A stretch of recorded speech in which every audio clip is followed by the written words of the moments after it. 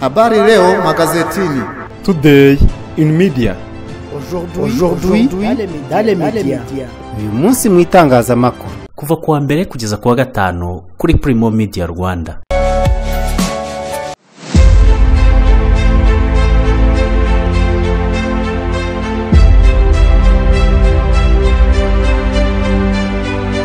Nongeye kubasuhuza ndabifuriza kugira ibihe byiza nshuti wakunze wa Primo Media Rwanda. Mbaye ikaze kandi muri gahunda y'uyu munsi mu itangazamakuru. M23 yamaze gufata umujyi wa Goma, imipaka irafungurwa. Nayo Kinshasa ambasade zirimo y'u Rwanda zagabweho ibitero n'abigaragambyaga. Igisirikare cya Afrika y'Epfo cyo cyahakanye ko ingabo zacyo ziri muri Kivu y'Amajyaruguru zamanitse amaboko imbere ya M23. Naho ubushinjacyaha bwasabiye abunganira Beatrice Munyenyezi gukurikiranwa n'inkiko. Makuru avuga hanze y'u Rwanda, Reverien Ndikuriyo umunyamabanga mukuru w'ishyaka CNDD-FDD riri ku butegetsi birakekwa ko ari muri koma. Ni mu gihe abasirikare ba Tanzania basenye ibiraro byabahuzaga n'u Burundi muri giteranye. Isiraheli yo yatahuye ko mu mbohe 33 zari kurekurwa harimo 8 zamaze gupfa. Ngizo zimwe mu ngingo z'ingenzi zigize iyi gahunda y'uyu munsi mu itangazamakuru mugiye kugezwa nanjye Jean Dodier Kanijabo mukanye turayarambura aya makuru. Mu ivuriro Eva Life nahivurije umwijima, mivuriza n'iby'amabanga y'abashakanye. Bankoraho riraka n'abahanga pe. Nyuma yo kugira ikibazo cy'imisemburo mike bandangiye ivuriro Eva Life ndarigana baramfasha icyo kibazo kirakemuka.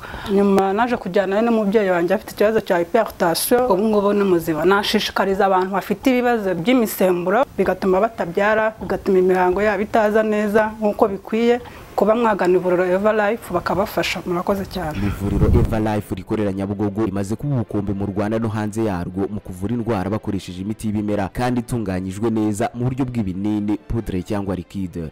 Hari abadogiteri batandukanye bagufasha kandi kiza nuko aho waba uherereye hose ku isi imiti yakugeraho, cyane ko bakorana na DHL. Mu ndwara bavura twavugamo nk'iz'imyororokere zose, kurangiza vuba no kubura ubushake, indwara zifata abadamu zose, igwingira ry'igitsina, indwara nk'umwijima, diabete, amara, igifu, asima. Abifuza kuva ku biyobyabwenge nabo barabafasha. Ku bindi bisobanuro wahamagara cyangwa ukandikira muganga. Eva Life, icyizere cy'ubuzima. ngo gihekeye u Rwanda. Niba urangije amashuri yisumbuye ni byiza ko wumva inkuru. Minisiteri y'Uburezi ibara abanyarwanda 74,509 barangije amasomo y'icyiciro cya kabiri cya kaminuza bize muri kaminuza zigenga hano mu Rwanda hagati y'umwaka wa 2016 n'2022. Mbere ya jenoside yakorewe abatutsi, mu gihe cy'imyaka 30 yose abarangije kaminuza mu Rwanda bose hamwe bari 2,000. Ariko uyu munsi kaminuza yigenga ya Kigali ULK yonyine imaze gusohora abanyeshuri barenga 40,000. Niba abantu benshi bakomeza kugana ULK, n'uburezi bufite ireme iyi kaminuza itanga.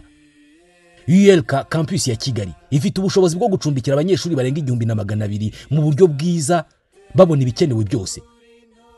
Iki ni kimwe muri byinshi byoroshye imyigire muri ULK. Iyi kaminuza itanga amasomo y'icyiciro cya kabiri cya kaminuza cyangwa se bachelors, harimo biology and chemistry, education in computer science and physics, languages and humanities in education, economics and business studies, social studies n'andi masomo menshi. Niba urangije amashuri yisumbuye, iyi ni kaminuza igutegereje. ULK itanga amasomo y'icyiciro cya gatatu cya kaminuza cyangwa se masters mu mashami nka business administration, MBA, master of finance, master of accounting, master of science in economics, master of governance, master of development studies, master of law in public international law, master of international economics and business law, master of science in internet system. Hanyuma ninde watanga uburezi muri iki kinyejana ngo yibagirwe gushyiramo amasomo ya tekinike, imyuga n'ubumenyi ngiro? Uwo ntabwo ari ULK. Niyo mpamvu iyi kaminuza ifite ULK Polytechnic Institute itanga amasomo arimo electrical technology, electronics and telecommunication technology, construction technology na land surveying engineering. Na amasomo urangiza uhita ujya mu kazi. ULK ifite campus ya Kigali ariyo cyicaro gikuru ndetse na campus ya Gisenyi. Amasomo atangwa ku manywa, ku mugoroba no mu mpera z'icyumweru cyangwa se weekend program. Abiga education hari na programme y'ibiruhuko izatangira ku itariki ya 23 y'uku kwezi kwa 12, kandi kwiyandikisha birimo gukorerwa kuri campus ya Kigali, ya Gisenyi cyangwa se ugahamagara campus ya Kigali kuri 07 88 30 4086 cyangwa se campus ya Gisenyi kuri 0788 30 87 ushobora gusura kandi urubuga rwa internet rwa ULK ari rwo y3.ulk.ac.rawa. Icyiciro kizatangira mu kwa mbere cyangwa se January intake. Amasomo azatangira ku itariki ya 6 y'ukwezi kwa mbere mu mwaka wa 2025. Amahitamo y'ahazaza hawe akorerwa muri ULK.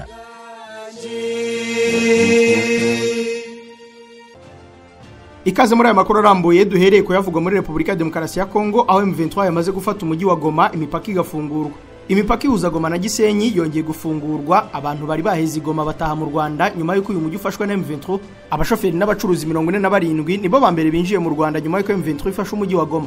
Baganiriye na Kigali Today bavuga ko ingabo za FARDC zirimo kwishyikiriza M23.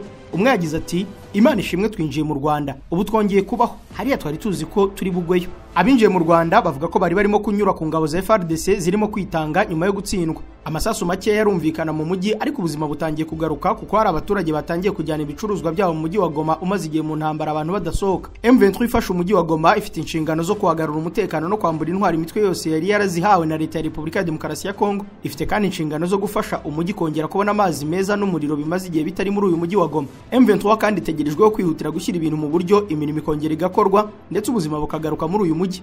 Nawe Kinshasa, ambasade zirimo y'u Rwanda zagabweho ibitero n'abigaragambye. Murwa mukuru wa Republika ya Demokarasi ya Kongo Kinshasa, imyigaragambyo yo kuri wa kabiri yafashe indi ntera, abanyekongo batwitse kandi basahura ambasade zaho. Ambasade z'amahanga ntizirashobora gutanga amakuru y'umutekano Kinshasa. Biravugwa ko ambasade y'u Rwanda na ambasade zimwe na zimwe z'ibihugu byo mu burengerazuba zirimo iya Leta Zunze Ubumwe za Amerika, iy'Ubufaransa, iy'Ubuyapani, iya Kenya ndetse n'iya Uganda zatwitswe. Abigaragambya ngo bari barakariye M23 n'u Rwanda. Barashinja kandi umuryango mpuzamahanga kutagira icyo ukora ku Rwanda. Nyamara ibihugu byo mu burengerazuba na SADC byashyigikiye Perezida Tshisekedi mu buryo bushoboka kuva ku bikoresho kugeza ku bacancuro mu ntambara y'abene igihugu mu burasirazuba bwa Kongo, kandi rimwe na rimwe bakarebera abantu barya abandi ntihagire icyo bavuga.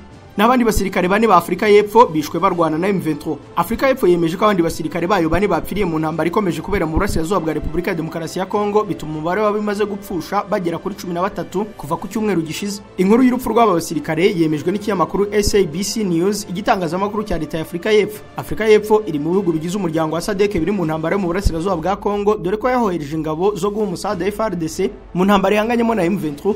Mu mpera z'icyumweru gishize igisirikare cy'iki gihugu cyari cyatangaje ko hari abasirikare baki 9 bishwe ubwo bari bahanganye na M23 mu mujyi wa Sake wigaruruwe n'izi nyeshyamba. Usibye abasirikare ba Afrika y'Epfo, Malawi ndetse na MONUSCO nabo batangaje ko batakarije abasirikare muri iyo mirwano. Presidency ya Afrika y'Epfo yinjije ku rubuga rwayo rwa X yatangaje ko ku munsi w'ejo kwa mbere Perezida Cyril Ramaphosa yaganiriye kuri telefone na mugenzi we Paul Kagame w'u Rwanda ku ngingo ziri mu rupfu rw'abo basirikare. Abakuru b'ibihugu byombi kandi bemeranyije ko ikihutirwa gikenewe ngo imirwano ihagarare ari ugusubukura ibiganiro bireba impande zose ziri mu mirwano. Perezida Ramaphosa yahamagaye Perezida Paul Kagame mu gihe amashyaka atavuga rumwe n'ubutegetsi bwakomeje kumwotsa igitutu amusaba gucyura ingabo za Afrika y'Epfo zikomeje gupfira muri Kongo bijyanye no kuba batumva icyo ziriya ngabo ngo zagiye kurwanira. Ni igisirikare cya Afrika y'Epfo rero cyahakanye ko ingabo zacyo ziri muri Kivu ya ruguru zamanitse amaboko imbere ya M23 barwanaga, ko ahubwo zazamuye ibendera ryera mu rwego rwo kubahiriza gahenge. Ku mugoroba w'ejo kuwa mbere ku mbuga nkoranyambaga hakwirakwiye amashusho agaragaza abasirikare b'Abanyafrika y'Epfo barwaniraga mu mujyi wa Goma bazamura ibendera ryera. Mu busanzwe mu ntambara ibendera ryera cyangwa agatambaro k'umweru ni ikimenyetso cy'uko wabizamuye abayemeye ko yatsinzwe urugamba ndetse ko atakifuza gukomeza kurwana. Ingabo ziri ku rugamba kandi zishobora gukoresha biriya bimenyetso byombi nk'ikimenyetso cy'uko zemeye gutanga gahenge. Ubwo amashusho y'ingabo za Afrika y'Epfo zazamuraga ibendera ryera yakwirakwiraga, byavuzwe ko izi ngabo zaba zemeye kumanika amaboko imbere ya M23 bari bahanganye. Mu itangazo igisirikare cya Afrika y'Epfo cyasohoye kuri uyu wa kabiri cyavuze ko ingabo zacyo zazamuye ibendera ryera mu rwego rwo kubahiriza gahenge kemeranyijweho, mu rwego kandi rwo kwemerera M23 gutwara imirambo n'inkomere zayo ziri mu birindiro bya ziriya ngabo. Iri tangazo rigira riti amashusho arimo kwibazwaho ibendera ryera ryazamuwe yabaye umusaruro w'ibiganiro byahuje impande zihanganye kugira ngo zemeranye ku gahenge ko kwemerera M23 gutwara imirambo n'inkomere ziri mu birindiro byacu. Igisirikare cya Afrika y'Epfo cyunzemo ko ibyabaye binemerera ingabo zayo kugera ku mavuriro, ivuga ko ari ibisanzwe mu ntambara. Tugarutse hano mu Rwanda, abantu 9 nibo bishwe n'ibisasu byarashwe ku butaka bw'u Rwanda. Umuvugizi wungirije wa guverinoma y'u Rwanda Aremu Kurarinda yatangajwe ibisasu byaguye ku butaka bw'u Rwanda birashwe n'ingabo za Kongo byishe abantu 9 bo mu karere ka Rubavu. Ni mu mirwano yabaye ku munsi w'ejo kuwa mbere ihanganisha M23 na FARDC. Umutwe wa M23 umaze gutangaza ko wafashe umujyi wa Goma, imirwano yarushijeho kuba myinshi ku ruhande rw'umupaka uhuza u Rwanda na Republika ya Demokarasi ya Kongo. Umuvugizi wungirije wa guverinoma y'u Rwanda yatangaje ko amasasu n'ibisasu byaguye ku butaka bw'u Rwanda byarashwe nkana n'abasirikare ba Kongo bituma abantu 9 bahasiga ubuzima. yavuze ko abantu badakwiye kugira ubwoba no gukuka umutima kuko u Rwanda rufite umutekano. Yongeyeho ko abarwanyi ba FARDC na Wazalendo baje mu Rwanda baje ku neza kandi ko kuri ubu bari mu maboko y'ingabo z'u Rwanda. Umuvugizi wungirije wa guverinoma y'u Rwanda yavuze ko ahanini bitewe n'ibisasu byatewe mu Rwanda biva muri Kongo habayeho kwikanga ko abaturiye umupaka kuri ubu abantu 685 bakaba barabaye bahungiye mu nkambi ya Kijote iri mu murenge wa Bigogwe mu karere ka Nyabihu ndetse baza kuganirizwa ku buryo basubira mu byabo. Kugeza ubu umutwe wa M23 wamaze kugenzura bidasubirwaho ikibuga cy'indege cya Goma kandi amakuru aravuga ko ituze ryatangiye kugaruka muri uwo mujyi. Naho u Rwanda rwongeye kwakira abasirikare basaga 100 ba FARDC. Abandi basirikare barenga 100 ba Repubulika ya Demokarasi ya Kongo hamwe n'abo mu mutwe wa Zalendo bishyikirije ingabo z'u Rwanda bahunze imirwano ibashyamiranyije na M23 mu mujyi wa Goma. N'abasirikare bageze mu Rwanda ku gicamunsi cyo kuri uyu wa kabiri ukaba ari umubare munini ugereranyije n'uwo bakiriwe ku wa mbere bakajya gucumbikirwa nyuma yo kwamburwa intwaro. Aba basirikare barimo abinjiye bambaye imyenda ya gisirikare n'abandi bambaye ya gisivile biganjemo urubyiruko. U Rwanda ku munsi w'ejo ku wa mbere rwakiriye abantu hafi 2,000 biganjemo abakozi b'umuryango w'abibumbye bakorera mu mujyi wa Goma mu burasirazuba bwa Repubulika ya Demokarasi ya Kongo. Umujyi wamaze gufatwa na M23 binjiriye ku mupaka wa Kongo n'u Rwanda mu karere ka Rubavu mbere yuko boherezwa muri Kigali. Inzego z'ubuyobozi mu Rwanda zatangaje ko u Rwanda ruri kubacumbikira muri hoteli zitandukanye mu mujyi wa Kigali mu gihe umuryango w'abibumbye uri gutegura uko bakurizwa indege bagasubira iwabo. Nta musirikare wa Kongo tuzahatira gusubira iwabo. Ambasaderi Vincent Karega, ambasaderi wihariye ushinzwe ibibera mu karere k'ibiyaga bigari, Vincent Karega yabwiye itangazamakuru ko abasirikare ba Kongo bahungiye mu Rwanda bafite amahitamo yo kuzahaguma niba babishaka. Yabivugiye mu kiganiro yahereye abanyamakuru i Rubavu ahitwa Vision Jeunesse Nouvelle aho abasirikare 110 ba Kongo bacumbikiwe ahantu hagari babona ibyo kurya, ibyo kunywa kandi bakavurwa na bagenzi babo mu ngabo z'u Rwanda ishami ry'ubuvuzi. Ambasaderi Vincent Karega avuga ko u Rwanda rwakiriye bari abasirikare kuko bari baruhungiyeho kandi bemeye gushyira hasi imbunda. Yavuze ko amategeko mpuzamahanga asaba ibihugu kwakira uwo ari we wese uje ubihungiraho bikabikora mu kuzirikana uburenganzira bwa muntu bugenwa n'amategeko mpuzamahanga. Vincent Karega yavuze ko ejo hazaza habo basirikare hazagenwa no ku ibintu bizaba byifashe mu gihugu bahunze. Amahoro nahagaruka ngo bazaba bafite amahitamo yo gutaha iwabo cyangwa se bagahitamo kwaka ubuhungiro buhoraho mu gihugu cy'u Rwanda. Umwe muri abo basirikare Lieutenant Kasereka Chombe yabwiye abanyamakuru ko we nabo yarayoboye barebye basanga ibyiza ari ugukiza amagara yabo bahungira mu Rwanda kuko M23 yari yabakijeho umuriro biratinda. Avuga ko yahaye abasirikare amabwiriza yo guhungira mu Rwanda nyuma yo kubona ko abari bamukuriye ku rugamba barumutayeho bagahungira i Bukavu. Abo barimo bafite amapeti ya majoro n'abakoroneri. Kuri uyu wa kabiri ibintu byasubiye mu buryo mu karere ka Rubavu dore ko abantu bakomeje imirimo yabo. Nta masasu menshi yumvikanye cyane mu mujyi wa Goma, icyakora amasasu yarashwe mu Rwanda kuri uyu wa mbere yahitanye abantu 9 bose hamwe abandi barakomereka. Mu yandi makuru ubushinjacyaha bwasabiye abunganizi ba Beatrice Munyenyezi gukurikiranwa n'inkiko. Ubushinjacyaha mu rubanza rurerwamo Beatrice Munyenyezi bwavuze ko abunganira Beatrice Munyenyezi mu mategeko aribo Maître Brice Bikotwa na Gashema Felicien bakurikiranwa n'inkiko. Mu rubanza rwo kuri uyu wa kabiri ubushinjacyaha bwahawe umwanya kugira ngo buvuge ku mpamvu zatumye uruhande rwa Beatrice Munyenyezi rujurira igihano cy'igifungo cya burundu yakatiwe n'urukiko rwisumbuye rwa Huye. Ubushinjacyaha bwavuze ko Beatrice Munyenyezi yishe umubikira murashe ndetse anatanga amabwiriza hicwa umututsi witwa Aimable aho Munyenyezi yarabihaye amabwiriza kazungu kugira ngo yice Aimable. Uhagarariye ubushinjacyaha yakomeje avuga ko abatanze ubuhamya banakoze jenoside n'ibyaha bikabahama batanze ubuhamya ko izo nzirakarengane arizo Aimable n'uwo mubikira bishwe ndetse ko hari n'abarokotse jenoside bemeza ko bishwe. Uhagarariye ubushinjacyaha yagize ati kuba bunganira Munyenyezi Beatrice bemeza ko ziriya nzirakarengane ari baringa twe twabibonyemo nko gushinyagura kandi ababikoze bagiye bajyanwa mu nkiko. Ubushinjacyaha bwavuze ko abunganira Munyenyezi Beatrice nk'abanyamwuga batari bakwiye gushinyagura kandi ko kuba barabikoze bakwiye kubibazwa n'inkiko. Urukiko rwese rubwira ubushinjacyaha ko niba baregwa baremeje ko abo bantu batabayeho ari uburyo bwabo bw'imiburanire ahubwo ko ubushinjacyaha nabwo bufite uburenganzira bwo kugaragaza uko abo bantu babayeho bityo ko uburyo bw'imiburanire ari uburenganzira bwa buri wese. Ubushinjacyaha buvuga ko kuba Beatrice Munyenyezi aburana avuga ko azira umuryango yashatsemo bidakwiye guhabwa ishingiro kuko ari umugabo wa Beatrice Munyenyezi witwa Arsène Shalom ntaho bari na nyirabukwe Pauline Nyamasuhuko barizwe ibyabo. Ubushinjacyaha bwavuze ko ababaga kwa sebukwe ya Beatrice Munyenyezi witwa ntaho bari bose batakurikiranwe ibyaha bya jenoside. Ubushinjacyaha buravuga ko Beatrice Munyenyezi yakomeza gufungwa burundu nk'uko urwisumbuye rwa Huye rwabyemeje. Beatrice Munyenyezi uregwa yahamijwe ibyaha bya jenoside n'urukiko rwisumbuye rwa Huye akaba ari mu bujurire mu rugereko rwihariye ushinzwe kuburanisha ibyaha mpuzamahanga n'ibyambukiranya imipaka ruri Nyanza mu majyepfo y'u Rwanda. N'umukazana wa Pauline Nyamasuhuko wari minisitiri w'umuryango kuri leta y'abatabazi akaba umugore wa Arsène Shalom ntaho bari kandi ari umugabo we ari na nyirabukwe bose bahamijwe ibyaha bya jenoside bakatirwa igihano cy'igifungo cya burundu. Uru rubanza rwe ruzakomeza ku itariki ya 25 z'ukwezi gutaha kwa kabiri. mu makuru avugwa mu turere i Musanze babangamiwe n'inganda z'ibisindisha zikorera hagati y'ingo z'abaturage. Bamwe mu baturage bo mu karere ka Musanze mu mirenge itandukanye baravuga ko babangamiwe n'inganda zikora ibinyobwa bisindisha zikomeje guteza umutekano muke ku bijyanye n'imibereho, aho zibateza umunuko bagasaba inzego bireba ko zakwita kuri iki kibazo. Aba baturage bavuga ko inzego zitandukanye z'ubuyobozi bagiye bazigaragariza iki kibazo bashingiye ku bibateza umunuko ubageza no ku burwayi bw'indwara z'ubuhumekero. Umwe muri aba baturage yavuze ko ngo uretse kuba izi nganda zibateza umwuka mubi zinabangiriza ibikorwa remezo. Ati kubera ibikoresho byo mu kwenga izi nzoga bita inzagwa harimo imisemburo inyuranye za tangawizi, usanga duhumeka umwuka mubi, bamwe mu nda hakaturya kubera ziriya tangawizi ndetse n'ibindi byatsi. Ikibazo nanone rero inzu zacu nazo zabaye umukara kubera gaze n'imyotsi iva mu bitariro by'inganda ndetse n'imyotsi iva muri izo nganda. Undi yagize ati inganda zo hagati mu ngo zirabangamye cyane kuko birirwa bakora basakuza ibyotsi byatuzibiranyije, uko boza amacupa ku manywa bayishyiramo ibyo binyobwa nabyo biduteza umutekano muke, kandi uko zikora ku manywa niko na nijoro bigenda. Tekereza urusaku rw'amacupa n'abantu batari munsi y'ijana,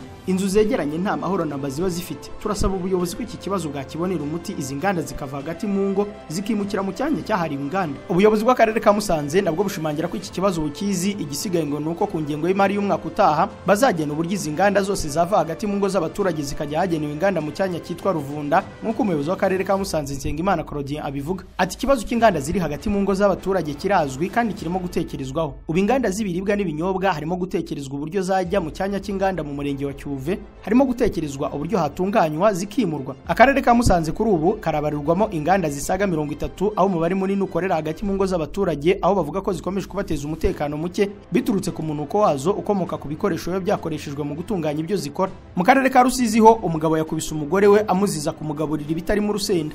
Umugabo witwa Nsengiyumva Teresfore afungiye kuri sitasiyo ya Ribu ya Nyakarenzo nyuma yo gukubita umugore we Nyirasabimana Domitira kuko yamugaburiye ibiryo bitari mu rusenda. Uyu mugabo w'imyaka 42 wo mu mudugudu wa Kabumbwe mu kagari ka Gatari k'umurenge wa Nyakarenzo y'akarere ka Rusizi afungiye kuri sitasiyo ya Ribu ya Nyakarenzo akurikiranyweho gukubita umugore we Nyirasabimana w'imyaka 28 bimuviramo kujya mu bitaro bya Mibirizi amuziza kumugaburira ibiryo bitari mu rusenda. Nyirasabimana Domitira yabwiye ikinyamakuru Imvaho Nshya ko umugabo we bagiye kumarana imyaka 4 bakaba bafitanye umwana w'imyaka 3, bakaba babana batarasezeranye. Yamuhohoteye bikabije ubwo yatahaga yasinze, umugore yamuzanira ibiryo, umugabo akamubaza niba biri mu rusenda, umugore akamubwira ko atari kurushyiramo kandi bafite umwana muto biryaho kandi umwana atarurya. Yagize ati kubera ko iyo yasinze atahana amahane menshi, nari maze hafi ibyumweru 3 narahukanye kuko hari igihe yaje yiyenza cyane ankubita, mbona ashobora no kunyica cyangwa kankomeretsa, ndamuhunga nisubirira iwacu mara hafi ibyumweru 3, mbonye imyaka nahinze yarabuze uyitaho ndagaruka. Avuga ko aje umugabo yamwakiriye neza bagasabana iminsi 2, ariko ku munsi wa gatatu agataha mu saa 5 z'ijoro yasinze, aribwo yamubazaga niba ibiryo biri mu rusenda, yarobura induru zikavuga. Umuyobozi w'agateganyo w'akarere ka Rusizi wungirije ushinzwe imibereho myiza y'abaturage w'Imana Monique avuga ko uyu muryango ugiye kurushaho kwegerwa. Igihe umugabo azaba arekuwe ugashishikarizwa mbere na mbere gusezerana byemewe n'amategeko, ukaganirizwa, ukigisha imibanire myiza. Mu kanya aya makuru turayakomereza kuyavugwa hanze y'u Rwanda. Ikoranabuhanga rimaze gutera imbere ku buryo umunsi tuzaba dufite imodoka ziguruka nabwo hazaba hari abantu bazi kuzikanika. Hazaba hari ibigo nka Korea Automobile Training Center, ikigo cyigisha tekinike cyabiherewe uburenganzira na Rwanda TVET Board, ikigo gitanga ubumenyi buri ku rwego mpuzamahanga kandi mu gihe gito. Twigisha umuntu ibirebana na tekinike y'ibinyabiziga bigezweho kuva ku bumenyi bwo hasi kugera abaye umu engineer. Ikigo cyashyizeho uburyo bwo gutanga ubumenyi n'ubunararibonye ku binyabiziga bigezweho. Abize gukanika mu bihe byo hambere bari mu bahawe ikaze mu kwihugura ku binyabiziga bigezweho. Abarimo kwiga ubu nabo nuko. Nimuze mwihugure mugendane n'umuvuduko ikoranabuhanga muri uru rwego rigezeho. Abize muri Korea Automobile Training Center bose uko bakabaye icyo bahuriyeho ntabwo ari ubumenyi bwo ku rwego rwo hejuru gusa, ahubwo banahuriye ku kuba basigaye bikorera, nibo batanga akazi kubiza ahandi. Abatunzi imodoka nimutugane tubahugure ku mikorere n'imikoreshereze yazo mu gihe kitarenze isaha imwe, ubumenye byinshi ku kinyabiziga utunze. Abifuza kugura imodoka cyane cyane zifite ikoranabuhanga rigezweho nimutugane tubagira inama y'imodoka mwagura. Niba ugiye kugura imodoka yakoze inaha nayo yituzanire tuyigusuzumire, tukubwira ubuzima bwayo, tunakugira inama mbere yo kwishyura. Abaguze imodoka zigezweho nimutugane tubafashe kuzitaho no kuzibungabunga kubera ko imodoka ni imashini yakozwe ngo izamara igihe. Korea Automobile Training Center itegura ikinyabiziga cyawe kikaramba kikamara imyaka cyagenewe kumara, kubera ko dukoresha imiti yabugenewe mu gukora maintenance y'imodoka yawe. Iyo uzanye imodoka yawe ifite ibibazo uyisubira nayo yabaye nshya igasubirana agaciro ku isoko. Dukorera Igikondo kuri Mereze ya mbere iruhande rwo kwa Padiri. Hamagara 07 86 20 60 54.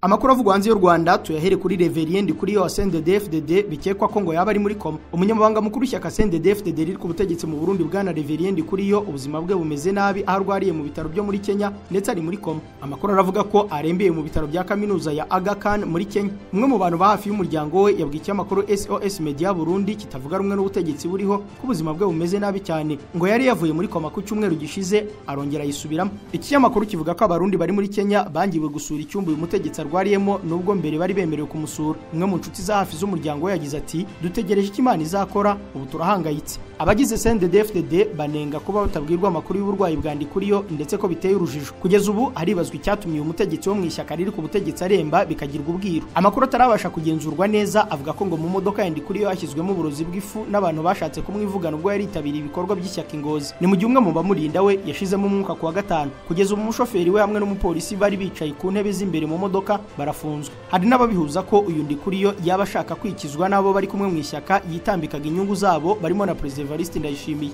Abasirikare ba Tanzania bo basenye ibiraro byabahuzaga n'u Burundi muri giteranye. Kuva mu gitondo cyo kuri wa kabiri abasirikare b'ingabo za Tanzania basenye ibiraro bito byahuzaga Tanzania n'u Burundi ku ruhande rwa komine Giteranyi intara ya Muyinga. Ibiraro bimaze gusenywa nk'uko bitangazwa n'ikinyamakuru Iwacu Burundi nibyo mu mudugudu wa Shoza zone ya Giteranyi, umudugudu wa Kabogo, Mukoni na zone Mugano. Florida Nduwayezu umuyobozi wa Giteranyi yemeje aya makuru kandi yongera ko impamvu z'iki gikorwa zitaramenyekana. Icyakora ashimangira ko imibanire yari ifashe neza kugeza uyu munsi hagati y'abarundi n'abanyatanzania muri iyi komine.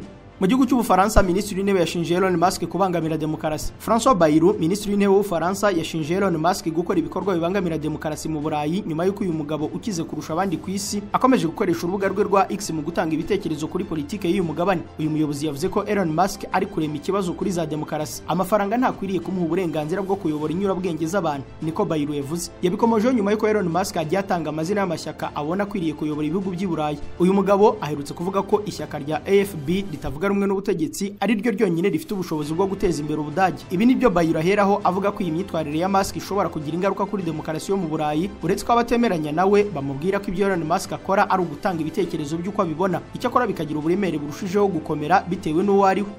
Naho muri Amerika Trump yaciye amarenga yuko Microsoft ishobora kugura TikTok. Perezida wa Leta Zunze Ubumwe za Amerika Donald Trump yavuze ko ikigo cy'ikoranabuhanga cya Microsoft kiri mu biganiro n'urubuga nkoranyambaga rwa TikTok ku buryo hari icyizere cy'uko bashobora kumvikana TikTok ikagurwa. Abanyamakuru babaje Trump niba Microsoft iri kwitegura kugura TikTok, arasubiza ati yego, navuga ko bishoboka. Gusa nyuma yongeraho ko hari ibindi bigo bikomeye byifuza kugura uru rubuga. Ubutegetsi bwa Amerika bumaze iminsi bugerageza ibishoboka ngo TikTok igurishwe, bakavuga ko ari mu nyungu z'umutekano wa Amerika, ndetse Perezida Biden mbere yuko ava ku butegetsi yari yategetse ko niba ibikorwa bya TikTok bitaguzwe n'abene igihugu uru rubuga nkoranyambaga rutazakomeza gukoreshwa muri Amerika. Trump akijya ku butegetsi yahise asubika icyemezo gihagarika TikTok mu minsi 75 mu gihe gishakishwa igisubizo cya nyuma, kandi aherutse kwemeza ko mu minsi 30 azaba yabonye umuti w'ikibazo kuko ari kuvugana n'ibigo byinshi bishobora kuyigura. BBC yanditse ko Microsoft itigeze yemeza aya makuru, naho ubuyobozi bwa TikTok ubwo bwatangaje ko hakiri igihe cyo kuvugana n'abashoramari benshi bifuza kuyegukana. Na Amerika rero yahagaritse passport zifite ikimenyetso cya X nk'igitsina cya nyirayo. Minisiteri y'Ububanyi n'Amahanga ya Leta Zunze Ubumwe za Amerika yahagaritse kwakira ubusabe bw'abashaka passport bakoresha ikimenyetso cya X nk'igitsina cya nyirayo. Iyi gahunda yari yashyizwe mu 2022 kugira ngo abantu batiyita abagabo cyangwa abagore, abavuka bafite imiterere utasobanura nk'igitsina gabo cyangwa gore, n'abatagendera ku myumvire isanzwe y'igitsina babashe guhitamo ikimenyetso cya X mu mwanya ugaragaza igitsina cy'umuntu kuri passport aho kwemeza niba ari abagabo cyangwa abagore. Izi mpinduka zije nyuma y'itegeko teka President Trump yaciye rikuraho amategeko yari ariho yo gushyigikira uburinganire n'uburenganzira bw'abaryamana bafite ibitsina biteye kimwe. Trump yatangaje ko muri Amerika azemerwa ibitsina bibiri gusa, umugabo cyangwa umugore, kandi ko igitsina kizemerwa ku byangombwa bya leta ari igitsina umuntu yavukanye. Umuvugizi wa Minisiteri y'Ububanyi n'Amahanga ya Amerika yavuze ko mu murongo w'itegeko rishya rya Trump passport za Amerika zizajya zigaragaza igitsina cy'umuntu nk'uko byasobanuwe muri iryo tegeko. Ubusabe bwa passport zifite ikimenyetso cya X bukaba bwahagaritswe burundu, kandi passport zifite ibyo bimenyetso ngo ntizizongera gutangwa. Mu minsi iri imbere hazashyirwa hanze amabwiriza azagenga ikoreshwa rya passport zifite ikimenyetso cya X ku bazisanganywe. Hagati aho zizakomeza gukora kugeza igihe zizahagarikirwa. Israel yo yatahuye ko mu mbohe 33 zari kurekurwa harimo 8 zapfuye. Guverinoma ya Israel yatangaje ko urutonde rw'imbohe zafashwe bugwate n'umutwe wa Hamas zagombaga kurekurwa mu cyiciro cya mbere ruriho abantu 33 ariko ko 8 muri bo bapfuye mu gihe 25 gusa ari bo bazima. Umuvugizi wa guverinoma ya Israel David Menser yabwiye itangazamakuru ko 8 mu mbohe zari kurekurwa na Hamas bapfuye. Amasezerano n'agahenge yo guhagarika intambara ihuza Israel n'umutwe wa Hamas yatangiye kubahirizwa ku itariki ya 19 z'uku kwa mbere. Kuva yatangira kubahirizwa amaze kurekurwa imbohe z'abanya-Israel zirindwi mu gihe imfungwa z'abanya-Palestine zimaze kurekurwa ari 290. Biteganyijwe ko icyiciro cya kabiri cyo kuganira ku buryo imbohe zose zafashwe na Hamas zarekurwa kizatangira ku itariki ya 4 z'ukwezi gutaha kwa kabiri. Mu kwezi kwa 10 kwa 2023 nibwo umutwe wa Hamas wagabye ibitero kuri Israel abagera ku 200 bahasiga ubuzima naho abarenga 200 bafatwa bugwate. Israel yastangiza ibitero bitoroshye byo kwihimura kuri Hamas. Imibare ya Minisiteri y'Ubuzima muri Gaza igenzurwa na Hamas igaragaza ko abanya-Palestine barenga 47,000 bamaze kugwa muri iyi ntambara. Shito bakunze ba Primo Media Rwanda, aha niho dusoreje amwe amakuru ari kugarukaho. Reka mbashimire kwa mwarimu yakurikiye, mbararikire gukomeza kureba ibindi biganiro bikuru urubuga. Bye. Habari leo magazetini. Today in media. Aujourd'hui dans les médias. Uyu munsi mu itangazamakuru. Kuva kuwa mbere kugeza kuwa gatanu kuri Primo Media Rwanda.